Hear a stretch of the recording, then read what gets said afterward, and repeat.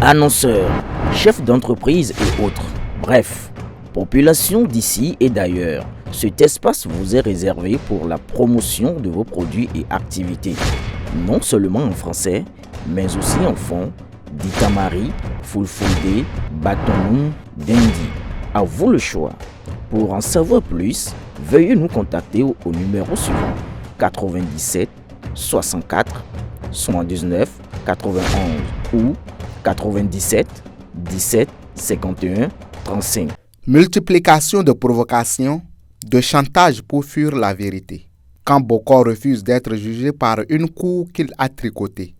Qui fut le géniteur principal de la criette? D'aucuns diront que c'est l'ancien ministre Joseph Tchogbenou.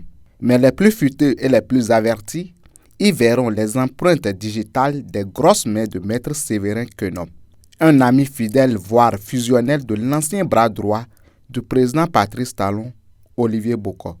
Et c'est peu dire que de ne pas reconnaître qu'en cette double qualité de frère du président Talon et de celui du ministre Séverin Quenom, ce n'est pas lui qui a supervisé la constitution de toute la ressource humaine de la prestigieuse criette.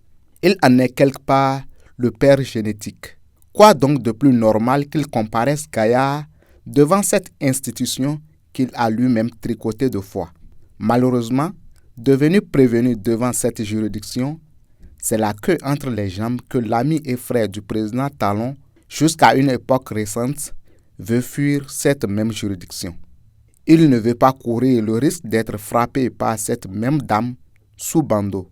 Et pour cause, le visage de l'audience de jugement dans la procédure à son encontre avec ses co-accusés hier, où lui et ses complices devraient en effet répondre devant la chambre de jugement statuant en matière criminelle des infractions de complot contre la sûreté de l'État, corruption d'agents publics national, faux et usage de faux.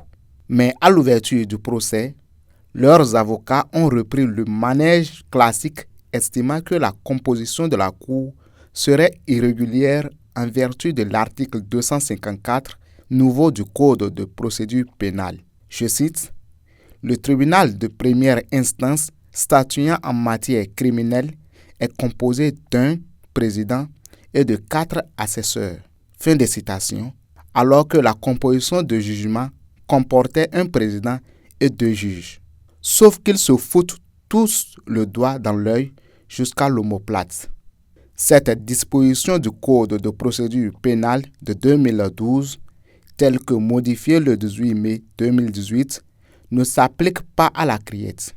Oubliant qu'à cette loi générale, le législateur a substitué une loi spéciale plus récente et bien connue de tout le monde. Même des étudiants en première année de droit le savent bien. Il s'agit en effet de la loi 2020-07 du 17 février 2020 relative à la Cour de répression des infractions économiques et du terrorisme qui dispose en son article 6 nouveau ceci. Je cite, « La chambre de jugement siège en formation collégiale composée d'un juge président et de 2 assesseurs. » Fin de citation. Ainsi, depuis le 17 février 2020, le nombre de magistrats devant siéger pour chaque audience correctionnelle ou criminelle à la criette a été réduit de 5 à 3.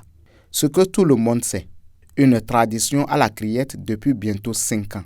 Coincés donc devant cette dure réalité des textes, les avocats de la défense demandent une suspension pour tenter un autre joker. Entre-temps, le principal prévenu Olivier Bokor chuchote dans les oreilles de son avocat qu'il connaît la juge présidente, qu'il soupçonne de connaître le président Talon, comme s'il y a au Bénin un cadre qui ne connaît pas l'actuel président. Mais comme cela n'allait pas suffire à faire naître un tsunami dans une tasse de café, il fallait que tous les avocats de la défense se déconstituent, ceci avec l'accord tacite des prévenus eux-mêmes. Toute chose qui rejoint la batterie d'agissements visant à fuir un procès, comme c'est le cas où à 2 reprises, la défense avait déféré la procédure à la censure de la Cour constitutionnelle, puis par 3 fois devant la Cour suprême, et toujours sans succès, Ces deux juridictions ont confirmé la régularité de la procédure contre les prévenus. Mais toutes ces simagrées n'auront empêché que la procédure reprenne ce jour pour la manifestation de la vérité dont l'ancien bras droit du président Talon en a une sainte horreur. Mais comme on fait son lit, on se couche, dit-on. Aboubakar Takou.